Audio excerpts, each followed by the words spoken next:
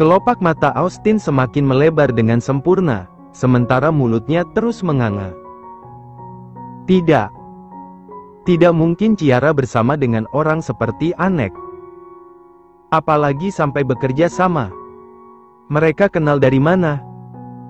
Yang ia tahu keponakannya itu tidak pernah mengenal siapapun selain keluarga mereka. Austin terus menggeleng tak percaya, mulai merasa bahwa kedatangan gadis itu akan membawa petaka. Bagaimana, Tuan Austin? Apa kamu masih berpikir bahwa kamu tidak memiliki masalah? Tanya Anek dengan melipat kedua tangan di depan dada. Dia ingin memancing Austin agar mengeluarkan sifat aslinya. Pemarah dan serakah. Tatapan mata Austin beralih untuk melihat ke arah Anek yang terus tersenyum meledek.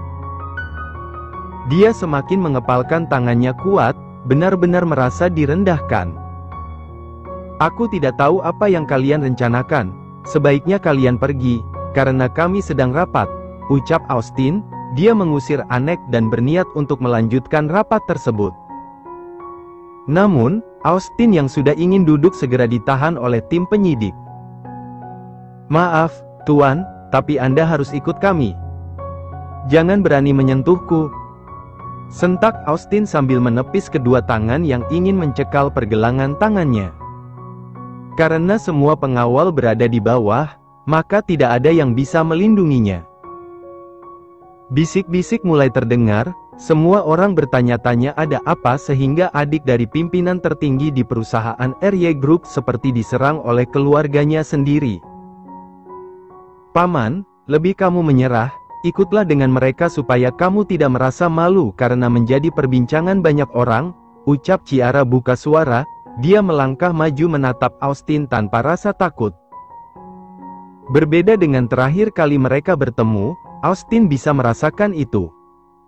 Apa yang kamu bicarakan? Dan lagi pula bukankah kamu itu hilang? Lalu kenapa tiba-tiba kamu datang di saat seperti ini? Kemana kamu saat ayahmu sakit? Kamu benar-benar anak tidak tahu diuntung. Cerca Austin membuat spekulasi baru, berpikir bahwa Ciara menghilang karena tidak mau mengurus Andrew yang sakit-sakitan. Winda, cepat kamu lanjutkan rapat, aku tidak punya waktu untuk meladeni bocah ingusan seperti dia. Aku sangat tahu, dia itu sulit diatur dan hanya ingin menghamburkan uang ayahnya. Mendengar itu, Ciara tercengang. Dia tidak menyangka Austin akan sepicik itu. Memutarbalikkan fakta yang ada, bahwa sebenarnya dialah yang gila harta. Maaf, Tuan, tapi sepertinya kita harus selesaikan masalah ini terlebih dahulu. RY Group dan para pemegang saham tidak akan mungkin menerima pemimpin yang bermasalah, jawab Winda dengan tegas. Seketika Austin meradang. Apa maksudmu? Teriaknya mengagetkan semua orang. Pria itu hendak melangkah ke arah Winda tetapi segera ditahan.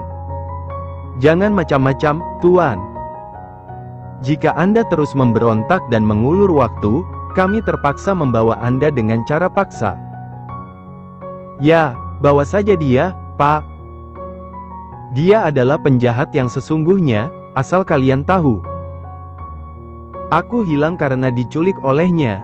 Ayahku koma juga karena dia, tunjuk Ciara dengan sorot mata menajam. Dia benar-benar mengeluarkan semua keberaniannya untuk membongkar semua kebusukan sang paman. Tidak ada surat wasiat apapun dari Dedi untuk menjadikan dia pemimpin di perusahaan ini, karena kelak Dedi akan menyerahkannya padaku. Tuan Joe adalah pengacara Dedi. Kalau kalian tidak percaya, tanyakan saja padanya.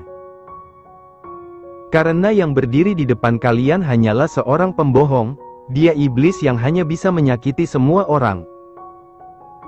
Dan asal kalian tahu, dia hanyalah seorang anak yang dipungut keluargaku, dia tidak memiliki hak apapun, termasuk duduk di kursi dediku. Teriak Ciara dengan lantang, nafas gadis itu terengah seiring dengan suaranya yang menggema. Austin sudah tidak tahan lagi. Dia yang sangat geram mendengar ucapan menohok Ciara segera mengambil sesuatu yang ada di belakang tubuhnya. Ark! jerit Austin saat merasakan kakinya yang tertembak. Pistol di tangannya jatuh, bersamaan dengan tubuhnya yang hampir ambruk. Ternyata dia kalah cepat, tim penyidik yang sudah memprediksi hal itu akan terjadi segera mengambil tindakan. Padahal di tempatnya Anek sudah sangat geram, andai tidak ada aparat keamanan mungkin dia sudah menembak kepala Austin hingga pelurunya menembus otak dangkal pria itu. Sekarang juga ikut kami. Tidak. Aku tidak akan ikut dengan kalian, semua itu bohong. Dia hanya mengarang cerita. Austin meronta-ronta, picingan mata dengan gigi depan yang saling menyatu tanda dia tengah mengerahkan seluruh tenaganya. Jangan lupakan, Tuan, bahwa Anda juga telah melecehkan saya. Jika Anda memang tidak melakukan apa yang dibicarakan oleh Nona Ciara, tapi ada pasal lain yang menjerat Anda, ucap Winda. Austin menggeram. Belum sempat dia berontak, suara seseorang kembali terdengar. Betul, Tuan, sebuah penyuapan juga bukankah sudah masuk ke tindak kriminal? Bejat. Kalian semua kurang ajar. Lepaskan aku. Aku telah dijebak. Teriak Austin, keringat sudah memenuhi dahinya. Kini dia tidak memiliki sekutu lagi untuk melawan Ciara, karena semua orang malah balik menyerangnya. Nafas Austin tersengal, dia mulai merasakan sakit pada dadanya. Namun, dia tidak menyerah, dia masih berusaha melarikan diri sebelum dia benar-benar mendekam di penjara. Lepaskan aku, sialan. Kalian tidak bisa seperti ini padaku. Austin diseret keluar, dengan kakinya yang sudah berdarah-darah. Dia tidak berhenti memaki, sementara nafasnya terasa hampir hilang. Saat Austin melewati pintu, dia melirik penuh dendam ke arah Anek, tetapi pria itu malah menggodanya. Selamat jalan, Tuan Tikus, kamu akan bertemu dengan teman-temanmu. Austin sudah dibawa oleh pihak yang berwajib. Pria itu terus menggeram, merasa sangat kesal karena dia telah dibohongi semua orang. Ternyata Winda telah bersekutu dengan pria yang sangat dia benci itu. Dari awal pertemuan mereka, Austin memang sudah tidak suka dengan Anek.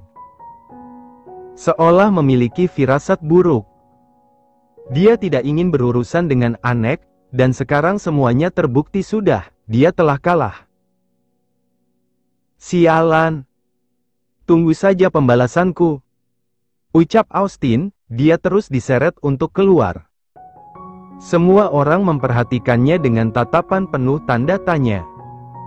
Namun, entah kenapa mereka malah merasa lega. Seolah terbebas dari satu jeratan yang mengikat di tubuh mereka. Sementara di ruangan rapat, semua orang tampak masih berkumpul. Ciara melihat ke arah Anek yang tampak bicara dengan sorot matanya. Sebelumnya mereka telah membicarakan ini semua, tentang jabatan sementara selama Andrew koma, karena Ciara belum mengerti apapun tentang dunia perusahaan, maka akan diadakan pemilihan. Dan setelah Andrew sadar serta dapat beraktivitas seperti biasa, semua jabatan itu akan dikembalikan sesuai dengan surat perjanjian yang akan disepakati hari ini juga. Tuan dan Nyonya, mari lanjutkan rapat. Ada beberapa yang akan dibahas oleh Nona Ciara, selaku pewaris tunggal RY Group, ucap Anek. Dia juga mempersilahkan pengacara Andrew untuk ikut bergabung. Lalu di mana deh? Pria itu sedari tadi hanya bisa menonton dengan berdiri di sebelah pintu. Dia terus tersenyum sepanjang Ciara bicara. Di mata deh, Ciara tidak lebih dari seekor kucing manis yang tengah melawan musuhnya. Mau segarang apapun, tetap saja terlihat menggemaskan. Kamu sama sekali tidak cocok jadi singa, kamu lebih cocok jadi kucing manis yang bisa membuatku tertawa. Winda kembali membuka suara, sebagai juru bicara dia menjelaskan maksud dari Ciara. Semua orang mengangguk setuju. Karena dengan itu semuanya akan terasa adil. Beberapa orang mengajukan diri, dan ada juga yang dipilih langsung oleh sebagian orang.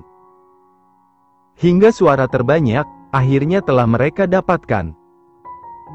Baik, jadi kita sepakat bahwa jabatan CEO di RY Group akan digantikan sementara waktu oleh Tuan Hendrik, ucap Winda saat musyawarah itu telah mencapai mufakat. Surat perjanjian dibacakan oleh Winda, sebagaimana aturan perusahaan. Surat tersebut ditandatangani langsung oleh Ciara sebagai wakil dari Andrew, dan juga beberapa orang saksi, yang akan menjadi penanggung jawab, jikalau Hendrik melakukan tindak kecurangan. Akhirnya Ciara bisa tersenyum lega, dia tidak menyangka kalau dirinya akan terbebas secepat ini. Rasanya dia ingin menangis haru, sebab dikelilingi oleh orang-orang baik. Semua orang berhambur untuk keluar, termasuk Winda. Dia sangat berterima kasih pada Anek, karena telah menawarkan kerjasama yang menyelamatkan masa depannya. Di ruangan itu tersisa Anek, Chaka, De dan juga Ciara. Anek tersenyum merasa ikut senang karena usahanya membuahkan hasil yang maksimal. Selamat, Nona Ciara. Karena akhirnya perusahaan ini tetap menjadi milikmu, dan sekarang fokuslah untuk penyembuhan ayahmu. Mendengar itu, Ciara langsung mengangkat kepalanya. Dia merasa sangat senang, karena bantuan dari Anek, akhirnya mereka berhasil membuat Austin mendekam di penjara. Saking senangnya, Ciara tiba-tiba menghambur untuk memeluk tubuh Anek. Namun, sebelum itu dua orang pria telah menahannya. Yang satu adalah Anek, dan yang satu adalah De. "Heh, kamu mau apa?" Kompak keduanya, hingga membuat Ciara berjengit karena merasa terkejut. Kerah bajunya sudah ditarik oleh De, sementara Anek menahan keningnya. "Mau peluk om ini, kan dia udah baik sama Cia. Cia mau berterima kasih karena om udah banyak bantu," ucap gadis cantik itu dengan bola matanya yang polos. Dia melirik kedua orang pria yang sangat mirip itu secara bergantian. "Tidak ada," jawab mereka serentak. Mereka sampai terkejut sendiri dengan jawaban itu. Karena mereka sama sekali tidak janjian. Anek segera melepaskan tangannya, sementara De semakin menarik kerah baju Ciara. "Tidak ada acara peluk-peluk dia. Lagi pula dia menolongmu juga karena aku." "Iya, Nona Ciara, saya sudah punya semangka di rumah, jadi saya tidak mungkin menerima pelukan dari wanita lain." "Apa yang dikatakannya itu benar, kamu jangan asal peluk orang, yang ada kamu akan membuat mereka salah paham. Kalaupun kamu ingin memeluk seseorang, harusnya orang yang kamu peluk itu aku yang sudah membantumu dari awal sampai akhir," cetus De penuh penekanan, ingin membuat gadis ini sadar bahwa orang yang harusnya kaya akan pujian adalah dirinya, bukan Anek. Mendengar itu, Anek dan Chaka langsung menahan tawa. Sementara Ciara langsung melebarkan senyumnya. Dia berbalik dan menatap De dengan mata yang berkedip-kedip, membuat pria itu jadi mengernyit. "Oh, jadi om pengen dipeluk sama Cia?" De langsung tersadar dengan ucapannya. Maksudku."